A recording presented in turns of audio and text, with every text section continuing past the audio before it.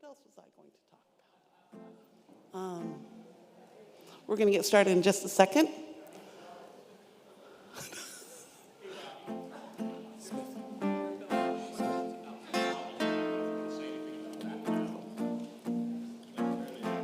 Okay.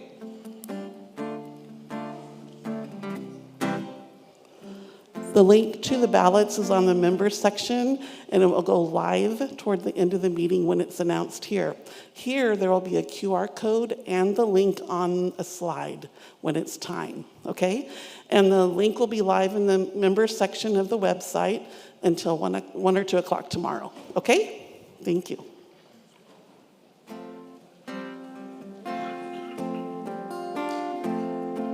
We'll start in a couple minutes. Let's just sing together to get that lunch through our bodies, minds clear.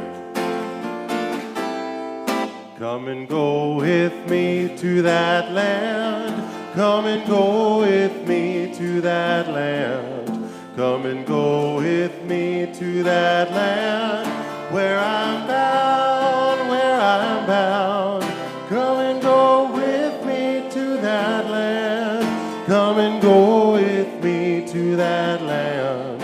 Come and go with me to that land where I'm bound. There will be justice, there will be justice in that land. There will be justice in that land. There will be justice in that land where I'm bound, where I'm bound. There will be justice in that land. There will be justice in that land. There will be justice in that land where I'm bound. So come and go with me to that land. Come and go with me to that land. Come and go with me to that land where I'm bound, where I'm bound. Come and go with me to that land. Come and go with me to that land. Come and go with me to that land where I'm bound.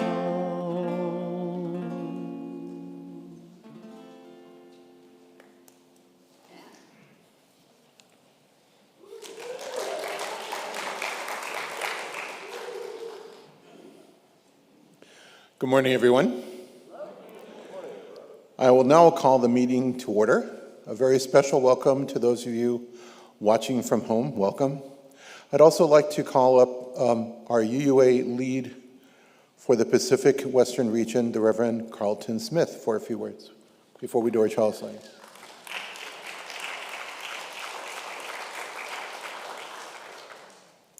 Thank you, Everardo. Thank you to all of you. Again, I'm Reverend Carlton E. Smith. I'm the lead for the Pacific Western region of our Unitarian Universalist Association, serving our congregations from the Rocky Mountain states and west, including Alaska and Hawaii, 4 time zones. And it's great to be with you. I use he, him pronouns. And I just wanted to let you know that your UUA is with you, and we appreciate your support so much of the work that we're doing, both in the Pacific Western region and across the country, representing our values of inclusion, diversity, and being welcoming of everyone. And I just want to say thank you to Reverend Justine, whom I've known for years and years now. In fact, I think the last time I saw you preach a service was when you were still at Virginia Beach, right, just before the pandemic. So that was a long time ago. So thank you so much for welcoming me. I enjoyed the service so much today, and I won't prolong your meeting. I'll be here for a little bit into your meeting. I've got a cousin in the area I'm going to be visiting with, but it was wonderful being with some of you yesterday at the food pantry and passing out all of those meals to all of those families and communities. Thank you for the work that you're continuing to do, and I wish you every success as you're planning for your next year. Thank you so much.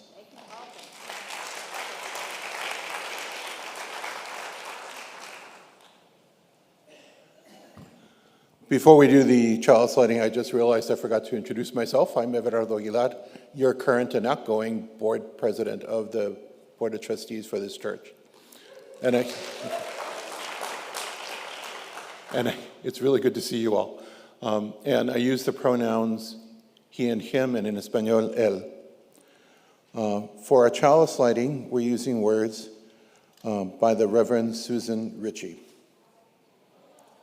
We often speak of the mantle of leadership as involving an inheritance from the past. We sing that what they dreamed be ours to do, and speak of torches given to our temporary care as they travel from the past to the future. Yet in progressive religious tradition, this is especially challenging. Most of our personal identities and theologies would shock our religious ancestors.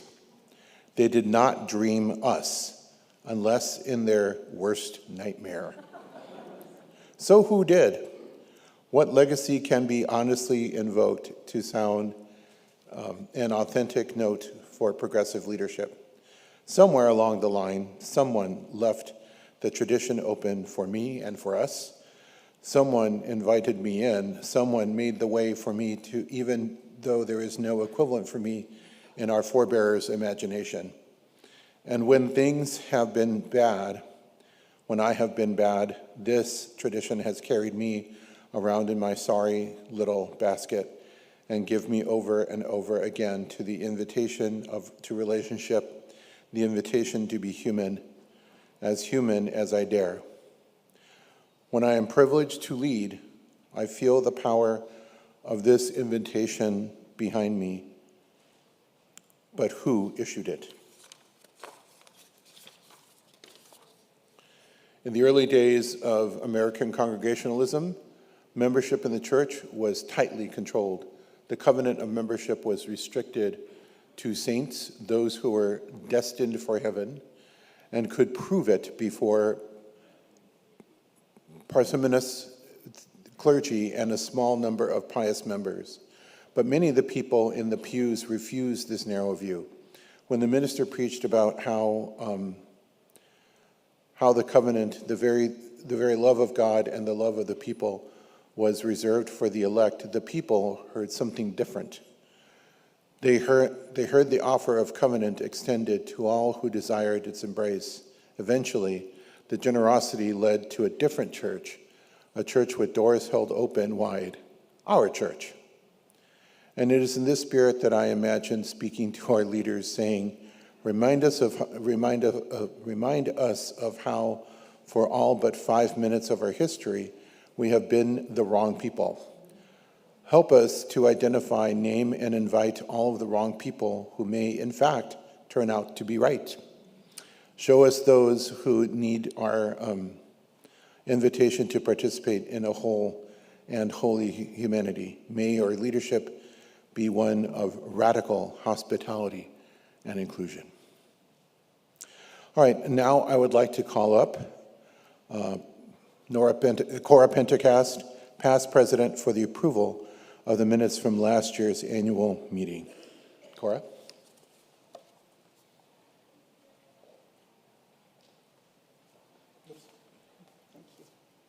Don't want me up here without a script. Hi, everyone.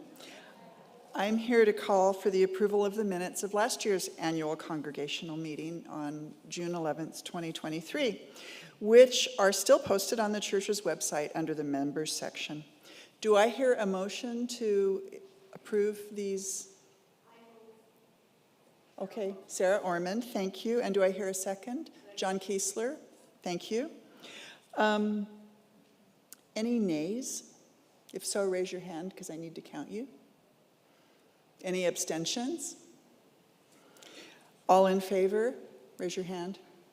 Okay, thank you very much. Everarder will now call for approval of 2 sets of minutes from the special membership meetings that were held in the beginning of 2024. Thank you.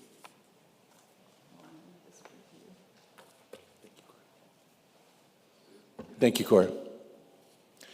And now I will call for the approval of the minutes of the special membership meeting that was held on January 28th, 2024, which were posted on the church's website under the members section. Do I hear a motion for such approval? So moved by Valerie. Second? Second by Louise.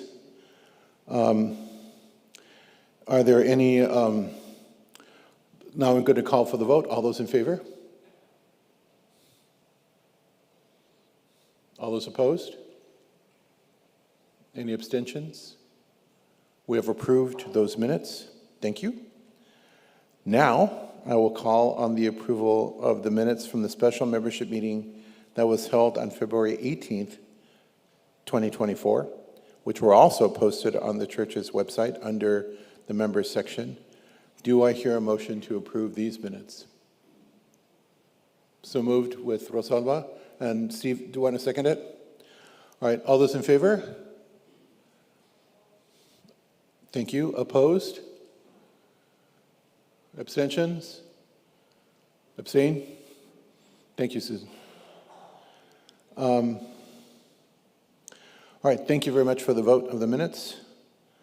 At the end of the meeting today, we will open the voting on the slate of the incoming board officers and one candidate for the nominating committee. Before I present the two slates, I would like to take a moment to thank two board trustees who are leaving the board. Please stand when I call your name. Rosalba Chiampi. Yay.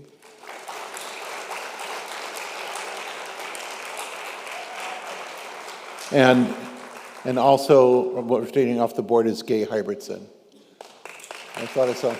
Where are you? Are you here? Please give them a round of applause. We appreciate your important work in our church life. Everybody may be seated now. Now, here is your Board of Trustees slate for fiscal year 2024-2025. For Vice President, President-elect, and who will be President in 2025-2026, Karen Lamphere for a 2-year term. Karen, where are you? Yeah, there she is. Okay. Member at Large, Les Vivian. Les, please.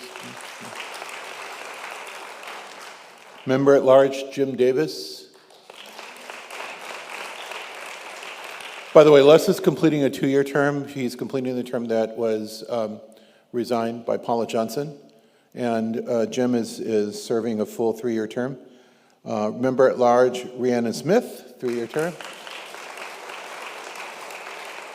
We're doing it again, are we, Rhiannon? Oh, yeah. Go for it. Go, girl. Okay.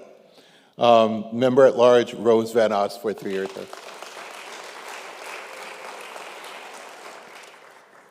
Yeah. He's not on my list, but... Oh, yeah, you're right. Sorry. No, okay, so... yeah, okay, so, and also as treasurer, Armin Coleman for a 1-year term. And current vice president, but an incoming president, Valerie Jaquist.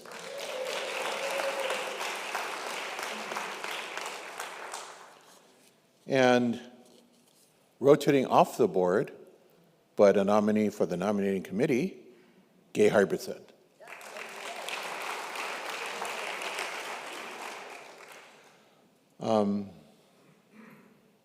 So if the board candidates are elected, your Board of Trustees and their terms going to fiscal 24-25 will be as follows. Valerie Jaquist as president, term ending 2025. Karen Lamphere, vice president, and then becoming president, ending in 2026. Armin Kuhlman as treasurer for a 1-year term ending in 2025. Leland Beck, ending in 2025. Steve Howard, ending in 2025. Les Vivian, whose term ending in 2026. Jim Davis, ending in 2028. Rhiannon Smith, ending in 2028. And Rose Van Oss, whose term is ending in 2028. And you can go, yeah. And if the nominating committee candidates are elected, your nominating committee members and their terms for fiscal year into fiscal year 24-25 will be Mitch Mitchell, whose 3-year term is ending in 2025. Randy Brinton, whose 3-year term is ending in 2026. Susan Rigel Harding, whose 3-year term is ending in 2026. Sarah Ormond, whose 3-year term is ending in 2026. And Gay Harbitson, who will be joining the nominating committee for a 3-year term ending in 2027. And so we still need a 6th member of the nominating committee. This person can be appointed by the new board president after the start of the next fiscal year. And are there any questions about the slates of candidates? No. Okay. Seeing none, we'll hear from the 2 members of our Right Relations team, Dan Paul and Tony Brumfield. So are you all here? Come on up, come on up.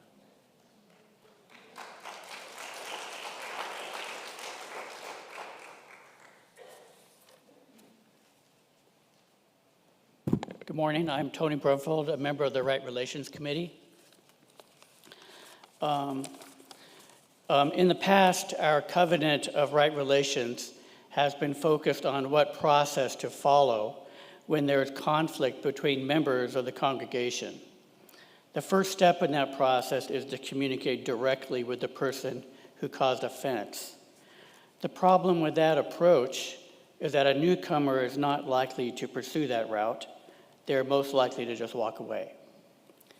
When I was studying migration at San Diego State University, I learned that people move from one place to another because of both push and pull factors. For example, a person migrating from the United States to Mexico might be pushed to Mexico by the high cost of living in the United States and be pulled by the culture of Mexico, its delightfully diverse people, beautiful landscape, music, language, and yummy food. Do we agree? Yes. Well, a similar thing happens when people come to our church. They may be pushed here by hostility, and they may be pulled here by our culture of openness to different religions, our culture of respect for LGBTQ people, our music program, or perhaps our love for planet Earth and respect for science and reason. One of the things I've learned is that people are not likely to correct someone's behavior if they are not in relationship. Correcting another person is risky. They must value the relationship and trust that the other person will be receptive to criticism. We cannot rely on newcomers to bring problems to our attention. Those of us who have invested our lives in this community must take responsibility for the culture of our church, identify and change behaviors that may drive a newcomer away. The Right Relations team in the next year will draft suggestions for transforming our culture and guidelines for prevention in addition to our process for reacting to problems after they have occurred. We must make sure that the pull forces that draw people to our congregation are stronger than the forces that push them away. For myself, this congregation is my home, and I will do everything I can to make it a safe and nurturing place for all.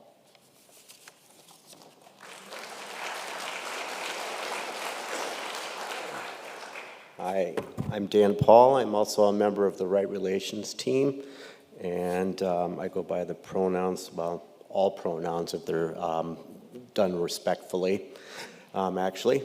And when we started to look at the Covenant of Right Relations, we realized that it had not been updated since 2008, and it's like we thought, well, that's not so bad, but oh my God, that's 16 years ago, or what, no. So it's been a while, so we decided that we needed to take a look at that. And we just have put together a proposed covenant of good relations that's on our webpage, and I think Robbie also sent out an e-blast and included a link to a document copy of that. And If you go into the church's website, go to Connections, there is actually a Right Relations page there, and if you open that up, you can get to it, and it's on the screen right here. What we'd like the congregation to do is we're asking you to review this, and if you have any comments or suggestions of additional language or changes that you would propose, there is a link here for feedback. And if you send us the feedback, then we can collect all of that. And then when we meet next time as a group, we're going to review people's comments to come together with a final draft to send out for adoption. And we also are open to any questions that people have on the process or any feedback that you'd like to give right now, too.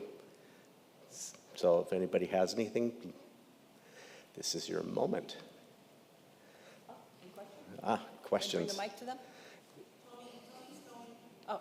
Oh, Tony. Tony gets to be Oprah today.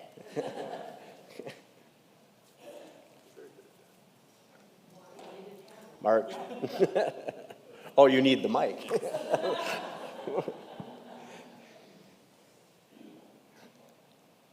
I'm Marge Wargel. I appreciate the work you're doing and read it online. It seems to me that there was something that said that there was another part of the document that would be included, but I didn't see that, and I'm not quite understanding if your process is going to be added to it or it's just what you had posted. Okay, so there's two parts to this. There's the covenant, and then there is the guidelines for resolving conflict. The guidelines for resolving conflict we have not looked at yet. That will be done in the next church year. But the first step is to agree upon the covenant. Thank you. And then the team will work on actually devising what we think the guidelines should be for resolving conflict. Sorry, basic question. Sometimes I see good relations, sometimes I see right relations. Are those the same things? Yes. Yes. And there's also healthy congregations. We're in discernment about our name.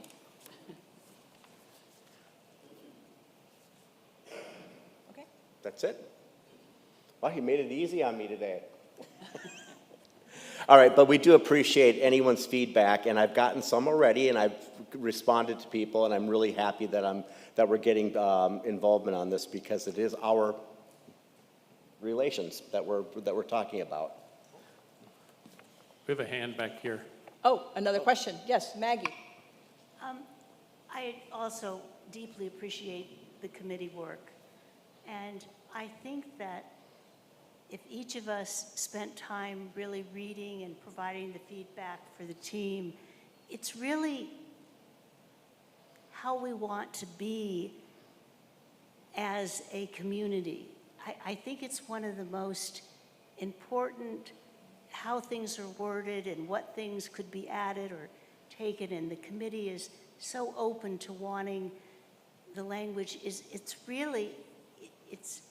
hosting our church. It's how we want to be with each other, what manners we want to use, how we want to apologize. There's just so much there. I think I just wanted to tell you that it's, I think, one of the most important documents to look at and one of the hardest to figure out how we want to be with each other. And I so appreciate your work. Thank you, Maggie, and I agree with you. Hi, Dan. You're not done yet. There's another voice. It's Cora. Hi. So I read this, and I thought it was great. And the question that comes to mind for me, which you probably can't answer today, but I want to pose it, is how do we become that? It's very aspirational, this document. So I think that's a question that needs to be answered. Does Justine have an answer? I have a response. Oh, fantastic. Yay. Okay. Yes, covenants are aspirational. So it's, what is it, how is it that we intend to be together? And one of the tricky things about covenants of good relations or right relations is that we tend to think of them when we're in conflict. Like, oh, we need a covenant. And that's kind of the worst time to come up with the state that we dream of. So we want to work on it steadily, not only when we're deep in the throes of conflict. And then as Dan pointed out, our next step will be, so what are the steps for calling each other back to the covenant? But first we have to, dream together of what is the desired state.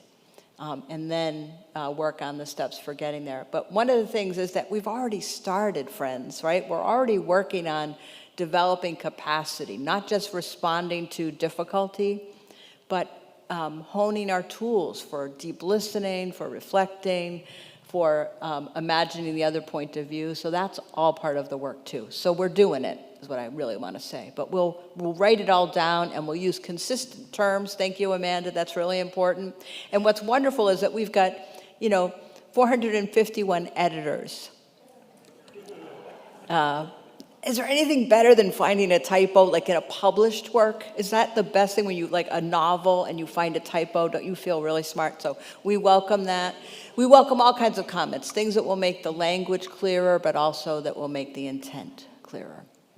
So would it be okay if we move on from this? And I'm asking, because, well, two reasons. One, we're going to have many more opportunities to talk about this.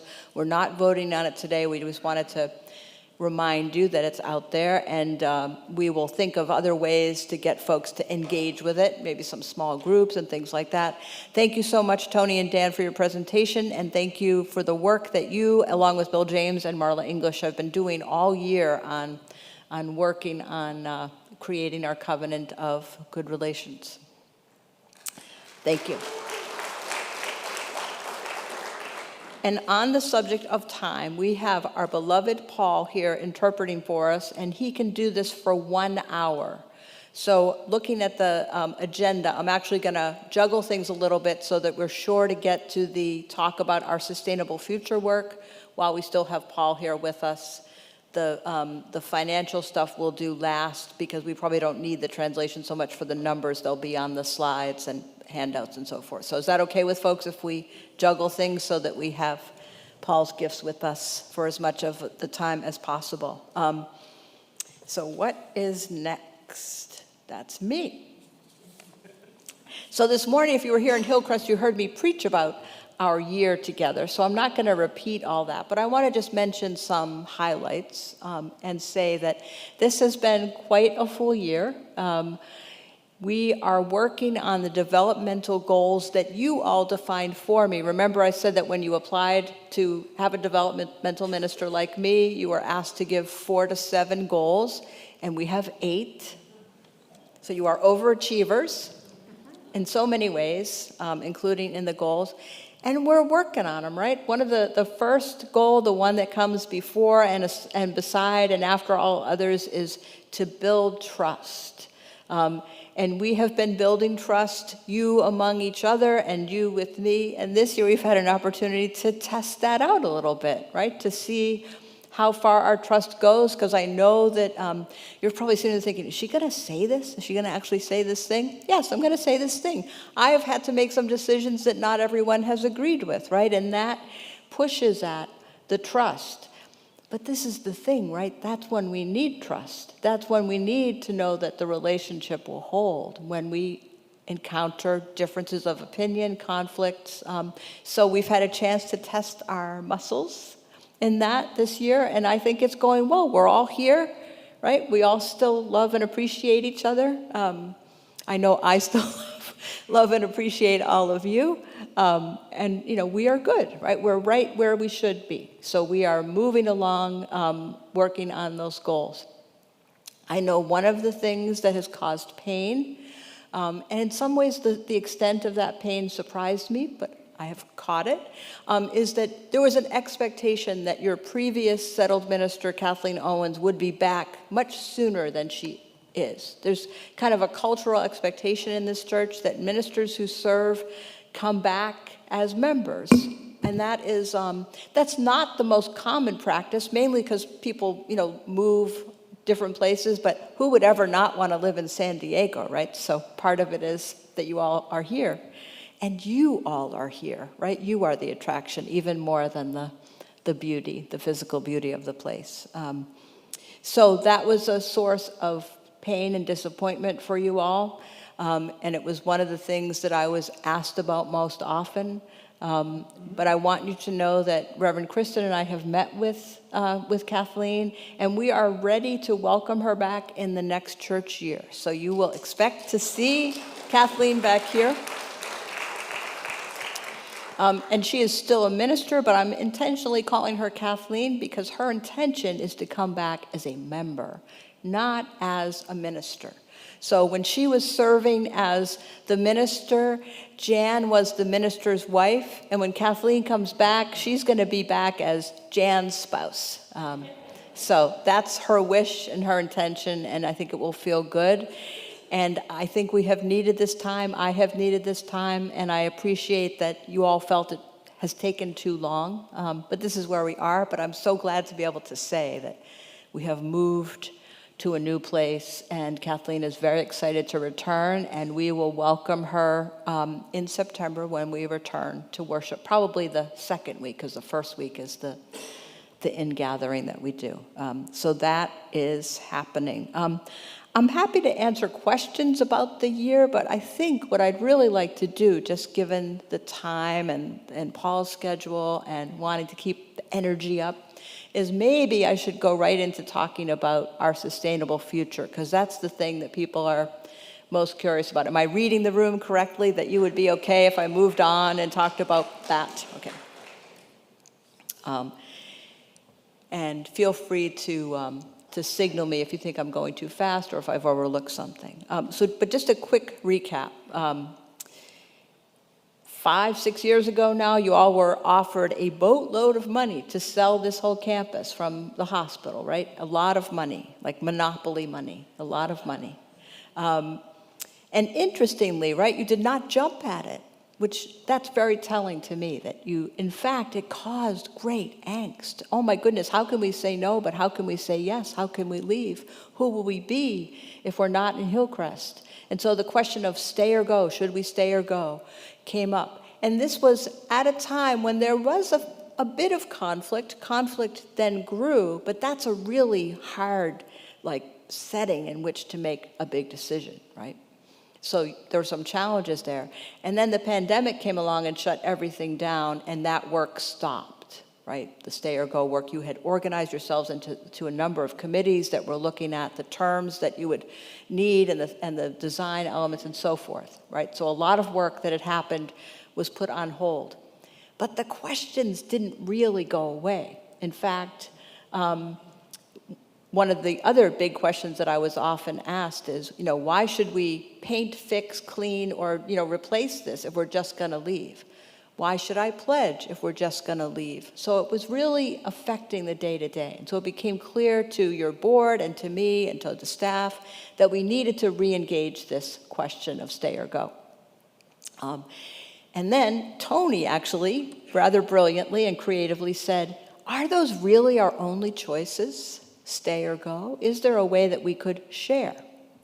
So we approached UCSD with some trepidation and to feel them out on this, and there was some excitement initially. Yes, we could do that, and so we talked about an idea where they would basically tear down a lot of the structures here and rebuild modern, green, buildings that would house housing for them and a church for us.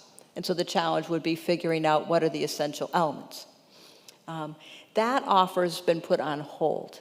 They're actually feeling a bit stretched, and they have a lot of projects, as we know.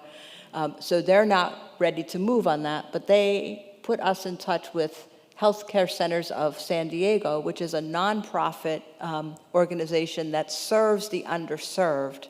And the reason UCSD is interested in having them located here is that, as we know, they have a lot of patients that they can't fully serve. People go to the emergency room or are discharged from acute care, and they don't have good aftercare, probably because they're either unhoused or uninsured or both.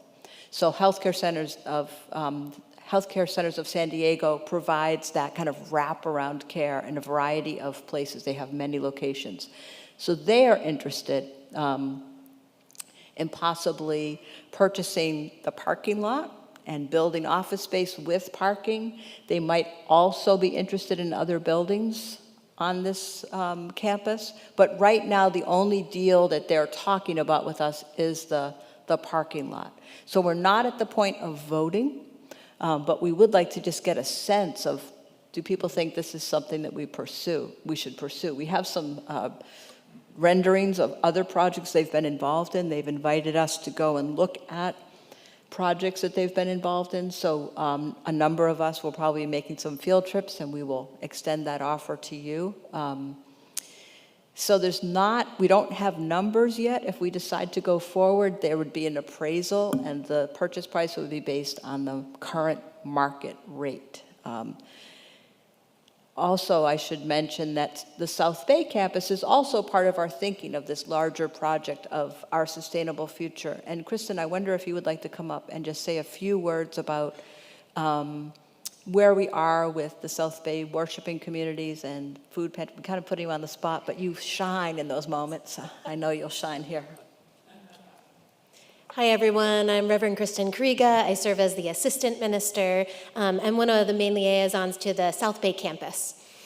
So you may not know or may know that we have for the last year and a half been searching for a new location, both for the worshiping community and the South Bay food pantry. Part of why we've been doing that is that when we reemerged out of the pandemic, we found that particularly our parking situation at our current location has changed due to a change in ownership by the beauty school.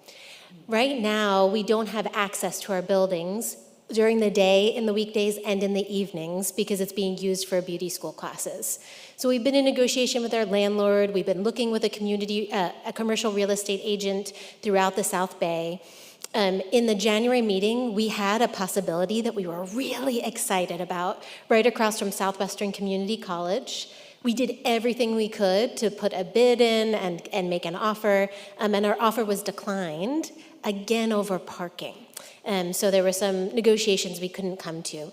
So we've been looking for a year and a half about trying to figure out a new space. And we've decided to stay for one more year. Robbie and I recently negotiated an extension of a lease on our current space, but we felt like we weren't ready to commit for more than one more year on our current configuration. And we want to see this coming year as a year of discernment. Who are we as the South Bay campus and the pantry? What do we need to thrive? What was the original mission, and what's the mission going forward? Do the pantry and the worshiping community stay together? Are there places we could worship that would be more affordable and more sustainable? So we'll be looking at different kinds of partners, like we were so excited about outside Southwestern. Could we rent a space from Southwestern Community College and worship from that space? Could we have a number of members at Frederica Manor. What would it be like to maybe offer worship at Frederica Manor? So we're going to be thinking about different opportunities. We hope it's a time of creativity, a time of imagination, and a time of discernment. One of the things to know also is that the current landlord has proposed very significant rates of increase for the current spaces we have, even though we have significantly less access, and there's been no major improvements to the buildings. So we're just similar to Hillcrest, we're seeing some decreasing sustainability and unaffordability moving forward, and so it's definitely going to be a time for creative thinking and exploring our possibilities. You want to stay? Sure. So one of the common themes really between both campuses is that we have to look at, what the true cost of staying is, right? So what the true cost of staying on this campus, and it's a little easier to judge at a place where we're renting because the rent goes up and that's the main cost.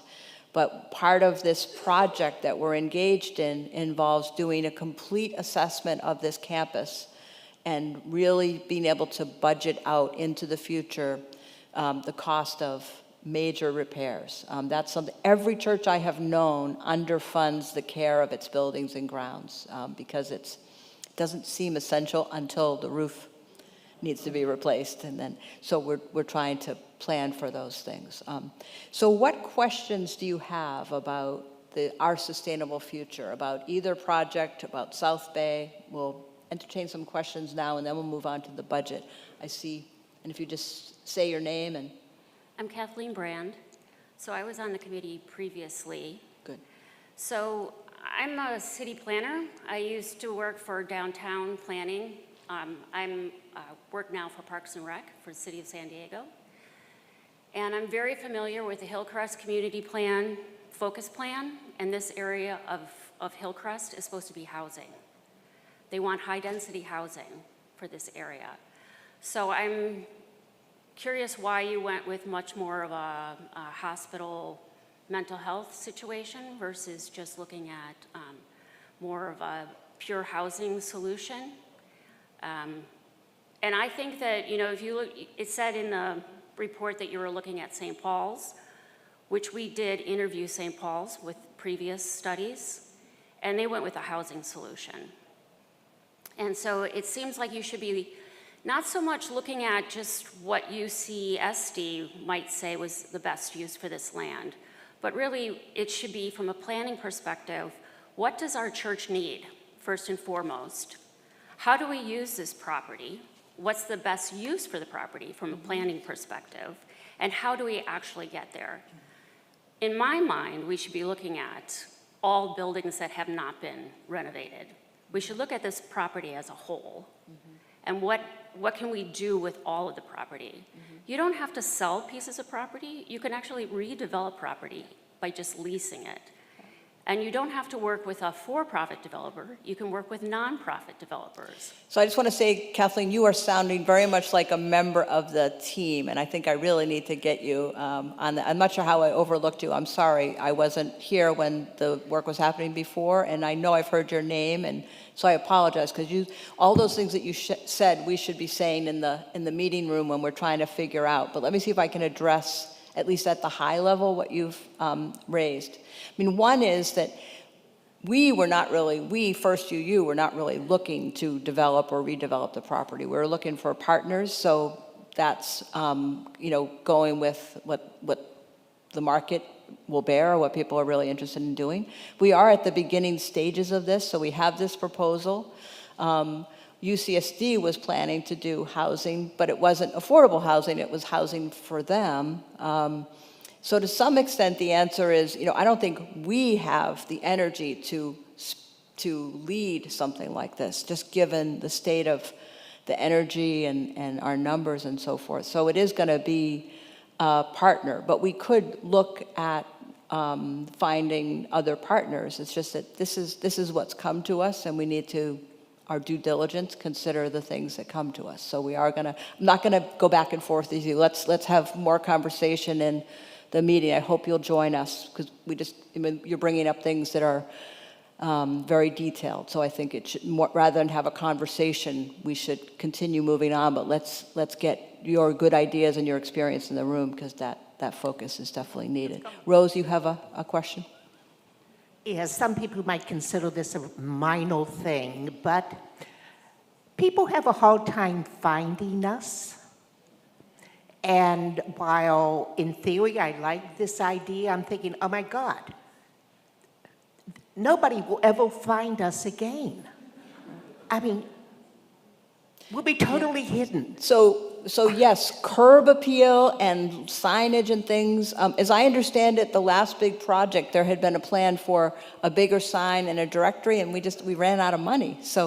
But we will definitely prioritize that. I also want to say something while Tony's walking, because one of the questions that has come up is, what about the preschool? And we actually have some members from the preschool community here.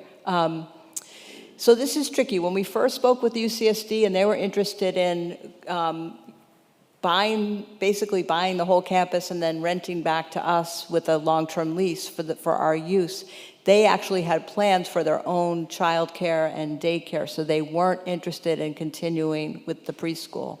And we immediately let Stephanie know that that was a possibility. That deal has kind of been put on hold. There's now this conversation with another organization that might move more quickly. But the only thing we're talking about right now is the parking lot. Other buildings, other uses would be part of a second phase and would be part of that conversation before we take a vote, before we make a final decision. So that's still under development. But it's tricky, right? Because as Kathleen said, we have to think about what the congregation needs first, but I think also what the community needs, right? There are certain kinds of organizations that we wouldn't consider at all partnership with. So whatever group we work with, it has to be mission aligned and it has to feel like us. And at the very least, I want it to be easier to find us, absolutely. So a few more questions, who's next? And then I do want to make sure we get to the budget conversation too. I can't really judge. Tony, how about Rhea and then Amanda? I'm so sorry, that was loud. I'm just sort of going around and catching who I can, and I'm also trying to mix up the demographics so we get some age and congregation All right, variety. you are on it. Would reunifying the campuses be considered a positive or a negative, and has it been talked about? I wouldn't characterize it as a positive or a negative. I mean, if you look at the mission of the South Bay campus, it really was to bring progressive religion to that area. And so that's part of this year of discernment. Are we meeting that mission? So I suppose it's on the table, but it's not something that we've discussed in any detail.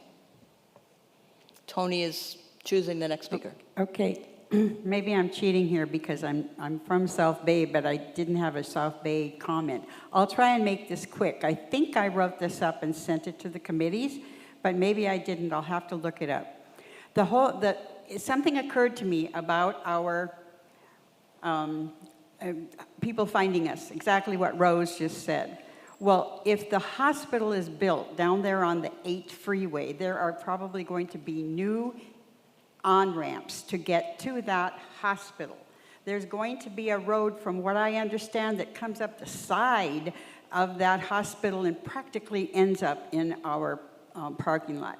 It just seems to me that if we had the correct signage down there on the 8 freeway, and then a whole bunch of really good arrows bringing them up the road, we wouldn't have to be the Hillcrest, UU. We could be the Mission Valley related UU, because there's the San Diego Methodist Church. Yeah, it overlooks the valley, but they are not the Methodist Church of whatever that area is. They are all in the area. So I'm just thinking we should maybe think about the fact that we might not be so hard to find. Yeah, so we could definitely, when you're in Times Square, there are signs that like, get right with God. So maybe we need some, what is the status of your soul? So what are your questions? We could think of some clever signs. That's a great idea. What else? Who's next, Tony? So it really pains me to say this because I have such a long and deep investment with South Bay, but I want to echo what he says. If we're having location issues and, declining numbers at both campuses, I think we should seriously think about going back to one campus, but significantly south of here, like perhaps southeast San Diego or something like that. Right, so that would be another option, to move somewhere in the middle, Yep, that's certainly something to consider. Coming to the other side.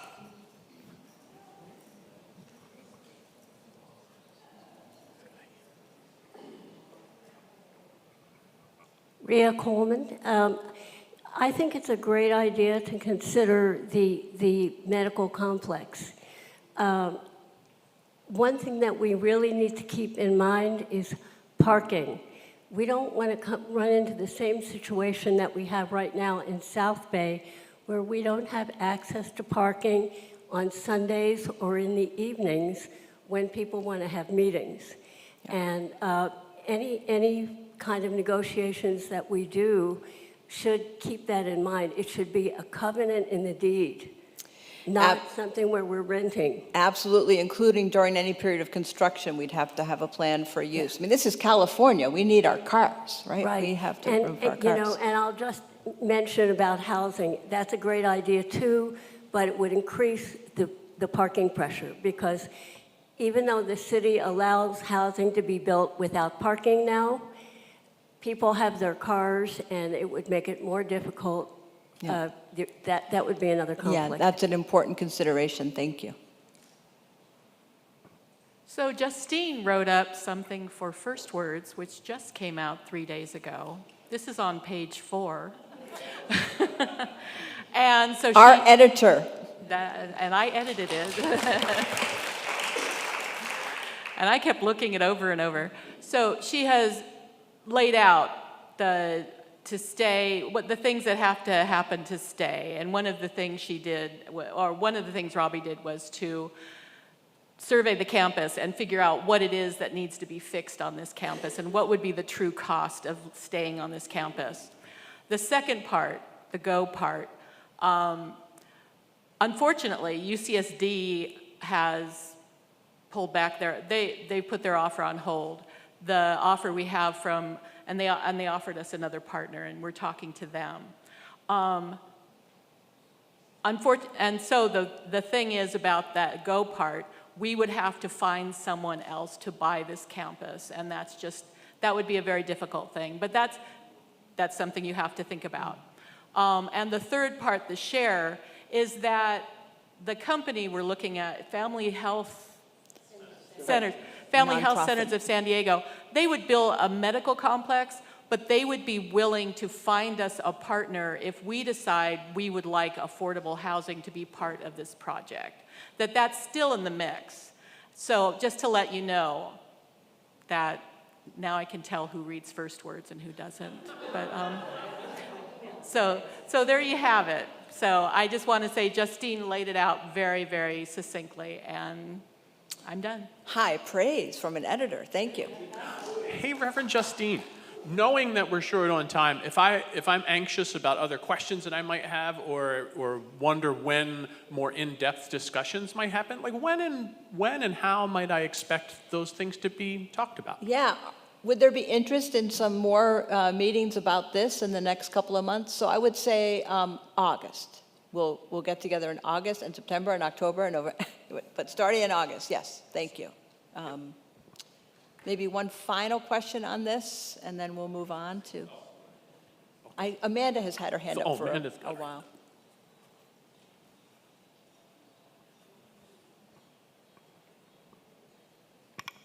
So if I'm reading my pie chart right, more than a third of the FY25 budget income comes from parking. I assume that's pretty standard. So if we sold the parking lot, what would we do? Would we take that money and put it into some sort of endowment where the interest would make up for that income? If we sold the golden goose, what would we do? This is the question.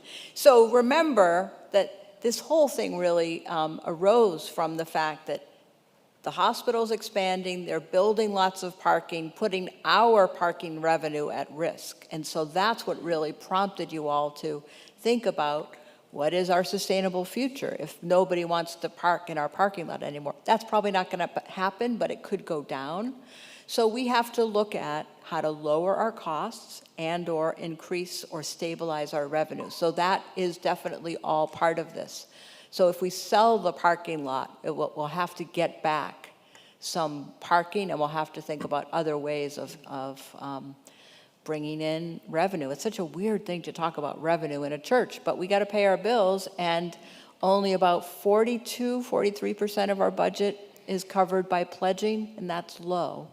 It would be good if it were higher, so either more pledging or lower costs. So we're trying to do a mix of things. And that's a great segue to talk about the budget.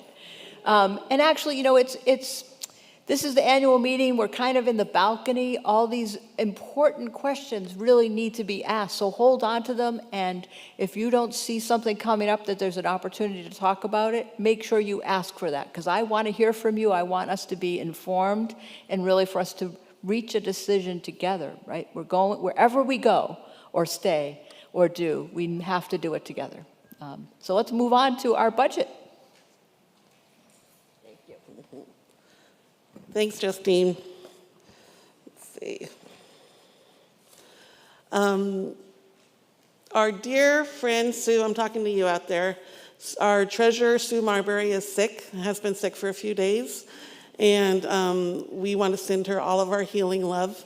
And I'm going to channel my inner Sue right now, and then Justine's going to channel her inner Robbie. So, just so you know, so you're prepared.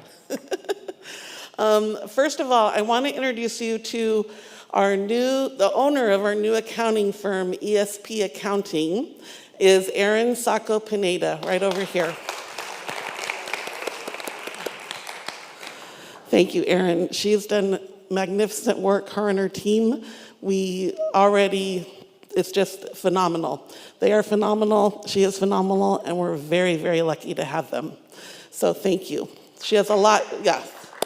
She's a CPA of one of the largest St. Episcopal cathedrals in California, right? And also of St. Paul's here. And we're just very lucky. So I'm really happy. Yes. Okay. So I'm channeling my inner Sue. And did everybody get a handout when they came in? Now raise your hand if you didn't, and those couples that have two, maybe they could share or pass it along. There's one up here, and Tony Lawrence, or one here. Yeah, Okay. Tony, I'll run around and we'll get these spread out a little bit. Apologize for that. I'm so happy to see so many of you here today, so thank you. All right, have some, if you want to raise your hand, I have a couple extras. There's one, you got it, okay. Thank you very much. So, I think we're good. okay. One more? Thank you. For the next slide, please, Pam. So Sue put this beautiful presentation together, and what she did is she took numbers from this current fiscal year 23-24 budget, which was approved at the June 23 annual meeting. She also did actual figures for this year through April 30th, just to show you where we are right now. And then forecast for this year, 23-24, what we do for each finance committee meeting throughout the year is we do a forecast report. So we take whatever actual numbers we have. For this forecast here, we had actual numbers through April 30th. And then we forecast the remaining 2 months, what we think is going to happen. So, and we can get pretty close. So those are those figures in the third column. And then the FY, so next year's budget, 24-25 budget, is what we're proposing for you to vote on this year. So we have pledges and gifts and parking. These are this is the income overview. Pledges and gifts, parking, other income, and transfers and interest. And just so you know, everything we talk about, Sue has put together into groups that she thought would be more clear and more accessible for you, the regular member that might not think finances, oh, I don't want to talk about numbers, that kind of thing, just to make it more understandable for the general population of our congregation. And it's just brilliant. So thank you, Sue. So all the numbers, all the groups we talk about, if you look at the later pages in the presentation, she does break it down into what each group, the details, what each group does entail or include. Okay, so the thing you're going to notice on the income overview in the second column is that our actual numbers for 10 months are way above budget for pledges and gifts. And this is because we've received a few bequests this year. And according to our Constitution, half of the bequests that come in, we send half to our UUA endowment, our legacy endowment, and then half goes into our general operating budget. And we can never forecast or budget for that. These are just anomalies that come in. We don't like them to come in because that means a beloved member has passed away. But they do, and so we use the money in that form per our Constitution. So that's why that number is very inflated. If you look at the third column, it says 942 we're forecasting for the end of the year. And then the budget was just 798. So we've gotten almost 150,000 in from bequest money. And that's half, the other half has gone to the legacy endowment. The legacy endowment used to be called the general endowment, but now it's the legacy. Okay, so we are, this year forecast, we're forecasting income of almost 1.9 million. And then the upcoming budget for fiscal year 2025 is, we're budgeting 1.842 million. Okay? And then on the next slide, she's done a beautiful graph. Now, please note that in this graph, you'll see 3 overviews. So they do not include the actual numbers only for 10 months. So these are all annual numbers. From the last year's budget is the blue, and then the current forecast, FY24 forecast, is the orange, and then next year's budget, proposed budget, is the gray. Okay? So you can see how much our pledges and gifts on the first set of 3 bars there, how that's just over because of those bequests. The others are pretty stable until you get to that last set of 3, the smallest ones, but you see that gray column there is kind of way sticking up higher than the other 2 there, than the blue and the orange. And that's because we're proposing for the first time since we've received our $2 million renewal and growth fund gift to use some money for personnel, as was designated by that fund. And this is for technology, for real estate education, my old banker, when I'm talking about finances, my banker profession is coming out. Religious education and music. So we're going to be transferring in $120,000 for next year's budget to make it balanced and do the programs and have the staff that we need and want. Okay? So the next slide are the expenses. So the expense overview is broken out into groups. The most important and the area that we spend the most money on is staff, of course. So staff expense includes payroll, taxes, benefits, that sort of thing. And then next we have outside services. And then we have property expenses, mortgages, the mortgage, the rent in South Bay, maintenance costs, that sort of thing. Program expenses. And program expenses includes utilities and telephone and that sort of thing too, to keep the programs running. And then everything else, which is very minuscule, as you'll see on that last group of bars there. Just a small amount there. Credit card processing, dining for dollar expense, that kind of thing. So the forecast for this year, we're going to end up at 1.9 million. And very close to being break even. And then the FY 2025 budget, we're again proposing a balanced budget of 1.842 million. And this year, we're only taking in a transfer from the general fund surplus of 14,537. And mainly that's because of the help from the Renewal and Growth Fund. So we're really happy that we received that gift. We've been doing great things with it. And you probably have gone to many of the Front Street Productions events. That's the big thing that we've been using the most of, and then technology for this building and Bard Hall in South Bay. So looking at the bar graphs, you can see it's pretty steady. Let's see, the third one, the property expenses or outside services, for this year is a little bit higher.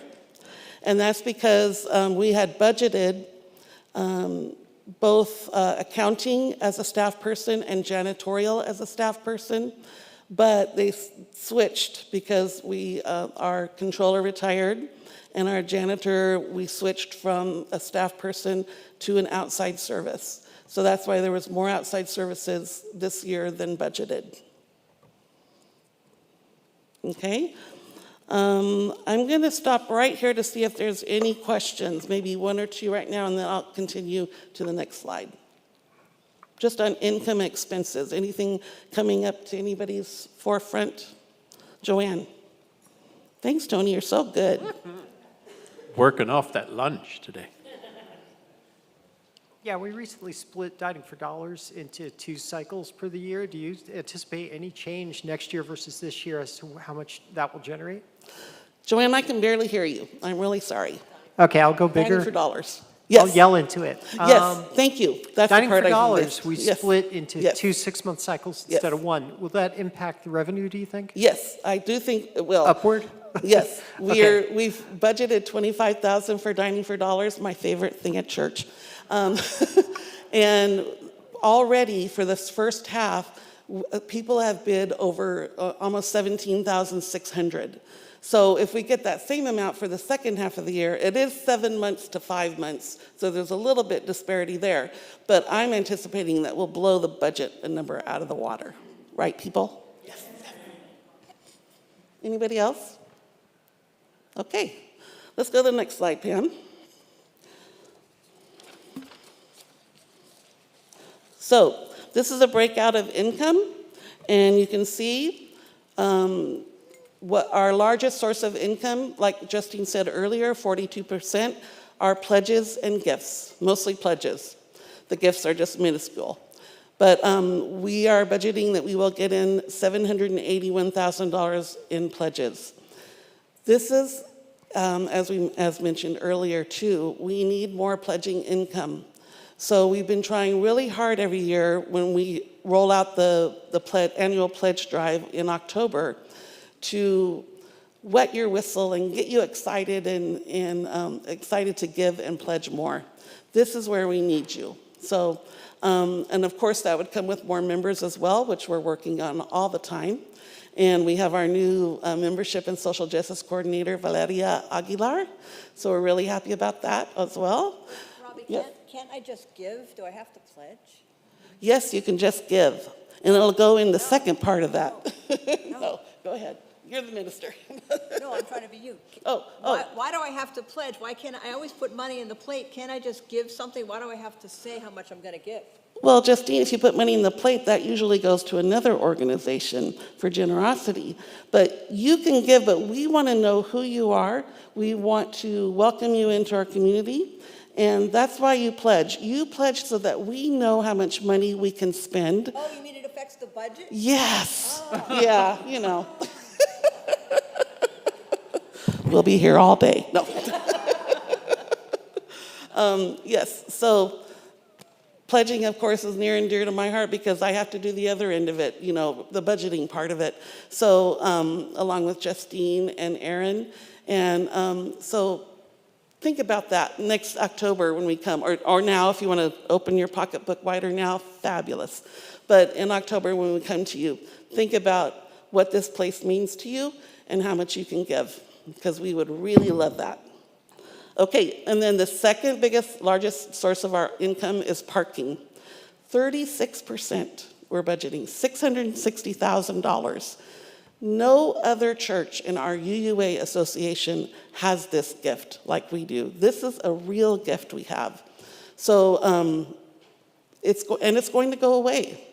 When this master plan that UCSD is doing, they're putting in a 3,600 space parking reservoir underneath where the current hospital is.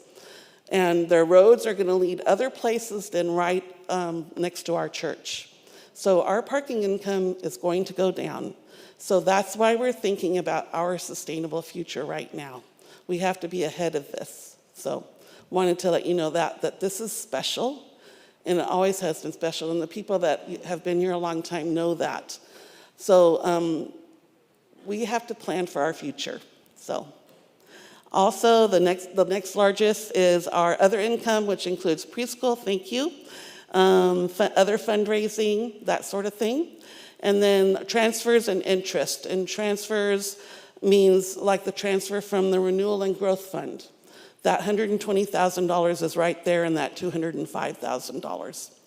So, and interest from our endowment, yeah, and investments. Okay? Next slide, please. This is a breakout of expenses, and everybody knows our biggest expense is, and other nonprofits, is people, staff. Yes, our greatest asset. So this is, the staff expense is 58%, and it includes everything, the payroll, the taxes, the benefits, et cetera, just over $1 million. Next is our outside services, and they are higher than before, we've ever budgeted before, because we have our accounting in there now, not as payroll.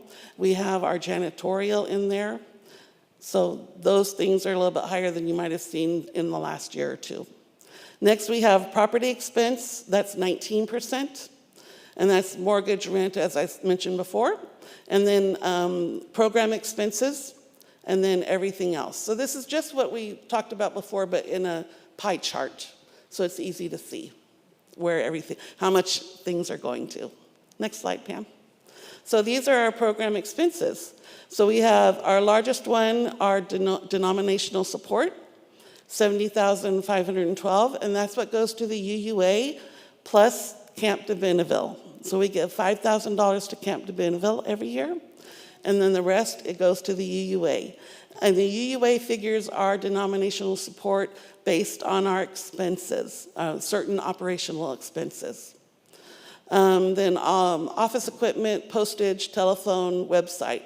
Sue thought it would be, you would want to know what the program expenses were made up of, so this is a nice pie chart of that.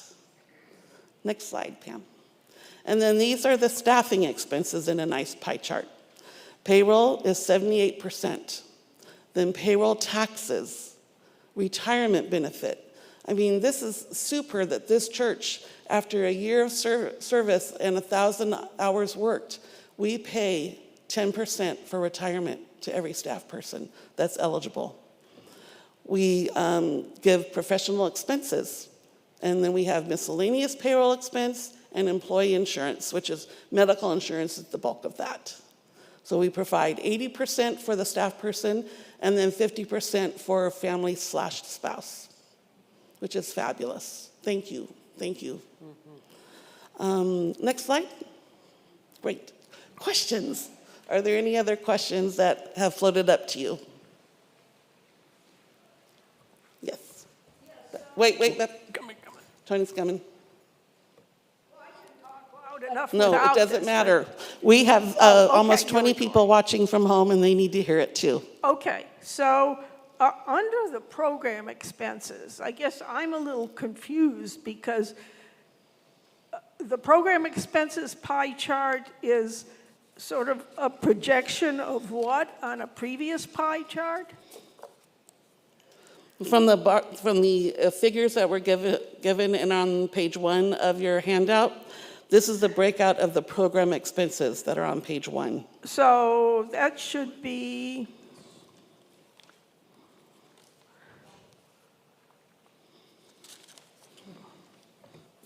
which one?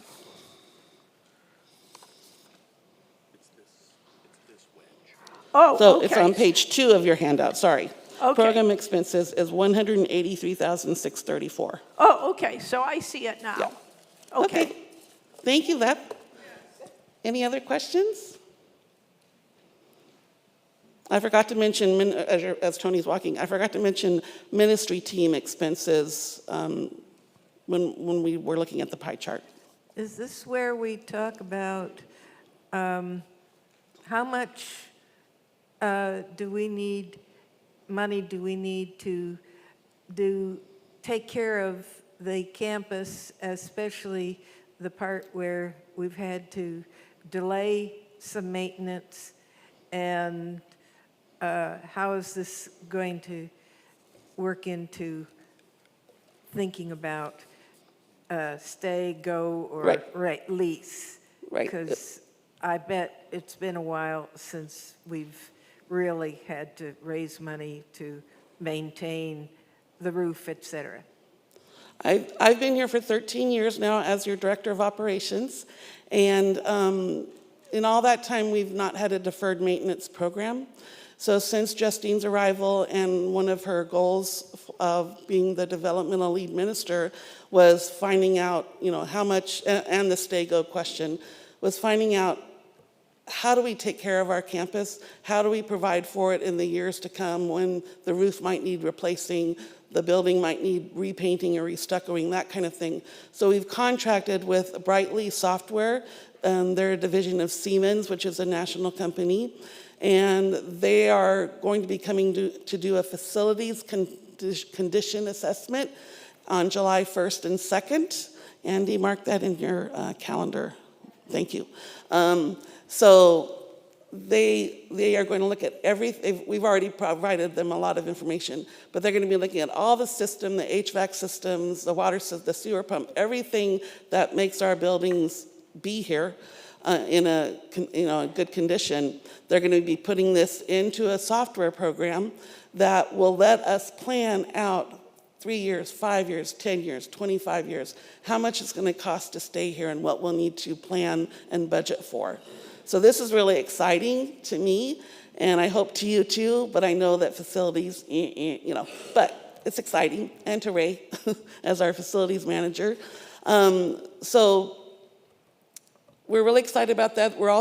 They're also giving us another software, well, in part of the contract is another software program that takes care of purchase orders and all the little things like when was that toilet last serviced and that sort of thing. So as well as the big things, we're looking at the little things too, and we'll be able to plan for those as well. I think the question was how might that affect the budget for this year? If we So affecting the budget this year, it doesn't, but we are transferring out to maintenance reserve $1,500, I think, a month. Yeah, please. So we are estimating that we will find that we are underfunded for that. So we'll have to make some plans, but we don't know the extent of that yet. I can't imagine that we're going to undertake any huge repairs in this coming fiscal year. So the budget should be adequate for what we need to do. But I think my job is to help us think about 5, 10, even 20 years out, are we planning sufficiently? So it's probably going to be a little bit of sticker shock, but we'll deal with it. Any other questions? Gosh, we had 2 great budget forums, and I think they worked. Thank you. Thanks for coming. All right. Any questions for Aaron? Oh, any questions for Aaron? Aaron, do you want to come give him a brief resume? Since you gave up your Sunday afternoon. Yes.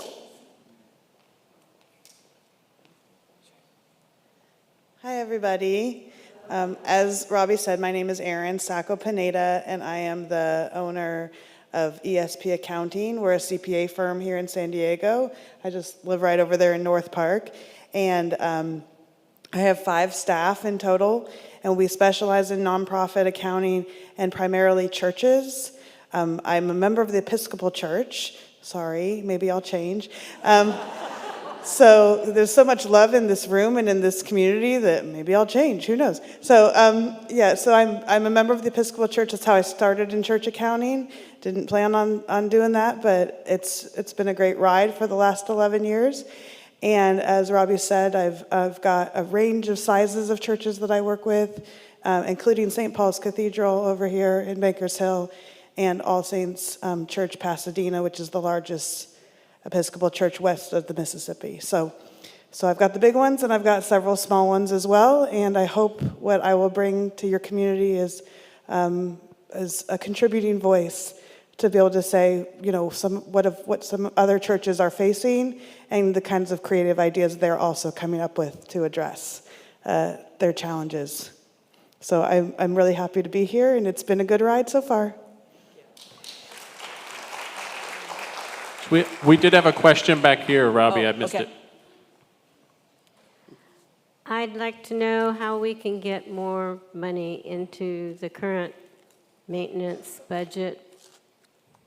Yes, that's a great question. I'd like to know that too, Carolyn. But after we get this... Do we have anywhere that we could possibly cut corners in somewhere else in the budget? Well, this budget is so trimmed right now that we've done all we can. We've always given you a base. We don't we're not pie in the sky kind of budget. We really trim down. We're very conservative on our income figures also. But after this facilities condition assessment is done, it will give us a good idea, and then we can start talking seriously about what we can do. Right. Yep. Any chance that we could designate everything from the next Dining for Dollars toward doing the obvious visual things that were pointed out in the report that the beautification committee gave you guys? I believe that, that money is already spoken for in the budget, but I have two thoughts. And one is that, we assess, we estimate low on the income side, and we estimate high on the expense side. So we budget as if we're going to be fully employed the whole time, everybody, getting insurance, so that we make sure that we have enough to spend all the money that we could possibly need to spend. And then we're conservative on the income side. And that's how we end up with surpluses each year. I would propose that when that happens, we earmark it for the maintenance fund so that we start building that back up again.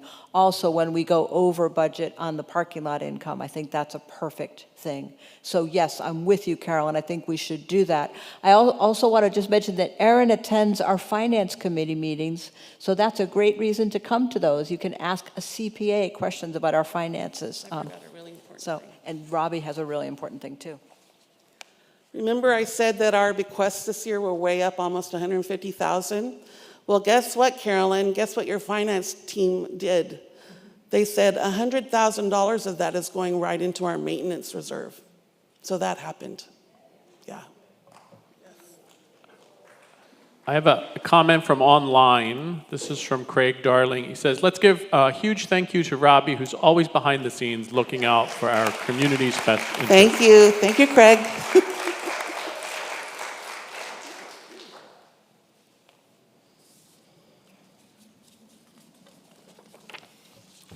Good afternoon. Thank you for attending and coming, those of you here live in Hillcrest, those of you who are online. I want to especially thank my peeps from South Bay for carpooling up here right after the service. And I'm going to take a moment just for self-indulgence. I don't know how many of you all know, but I was in the hospital until Friday afternoon this week. I went in right after the board meeting.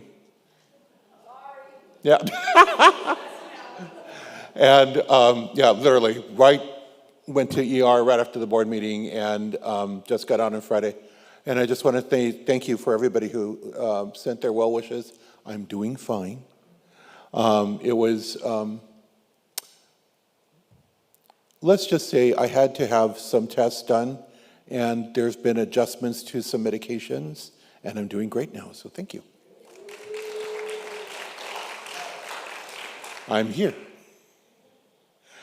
2 years ago, the nominating committee approached me to run for vice president, president-elect of the Board of Trustees. I had previously served 2 terms on the Board of Trustees in the early 2000s. One of the things we accomplished was the Welcome Center. Thank you very much. So I had an idea of what I was getting myself into. Our church had recently endured the shutdown from the pandemic, loss of our lead ministers, and a difficult interim process, which resulted in the loss of many of our members who identified as people of color, people who identified as youth, trans-identified people, and young adults. However, there was also hope. We continued to meet online and eventually returned to in-person services, both here and in South Bay. Reverend Omega and then Reverend Justine came and helped us begin to heal and recovenant with each other. I saw my potential presidency as a further step to getting back to normal. To be sure, there were some changes that happened that are now permanent. For example, meeting online and providing online services is now permanent. So we now have a new normal, a new way of being with each other, and as a united community that loves and respects each other. I was also aware that part of my term as president would take place during the last half of our 150th anniversary celebration. I saw this as an opportunity to celebrate not just our past, but also our current accomplishments and who we are as a community today, as well as looking forward to our future. We enjoyed many events that brought us together as a community in celebration, including celebrating South Bay's 15th anniversary with a quinceañera. With mariachis, I might add. If you missed that, you missed a really great party.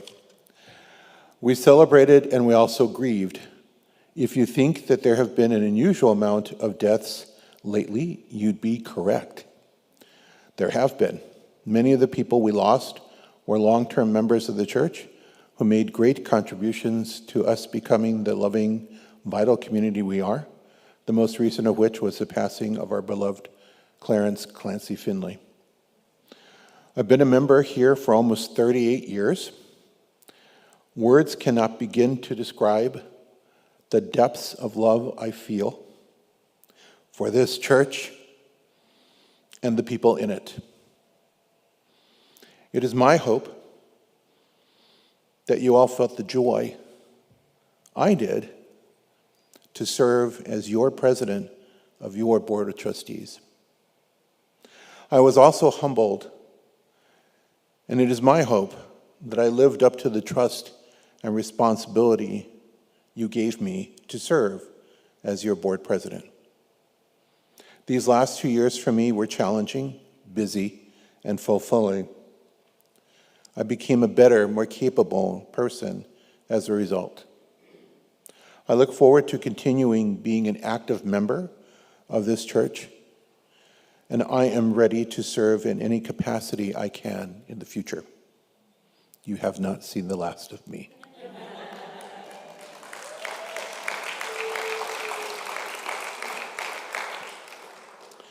My heart is filled with gratitude.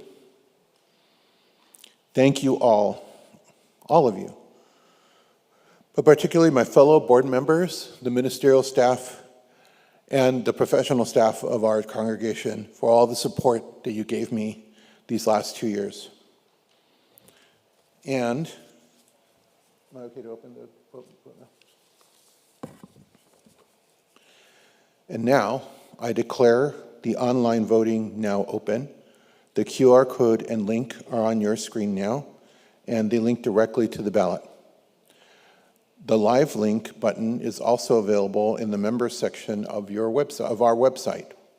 If you need help gaining access to the members section, please email Robbie. Please email Robbie for help. Voting will close at 1 p.m. tomorrow, June 10th, right?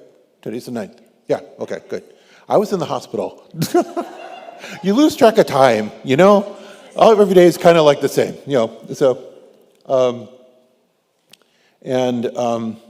the results will be announced via an email blast on Tuesday, June 11th.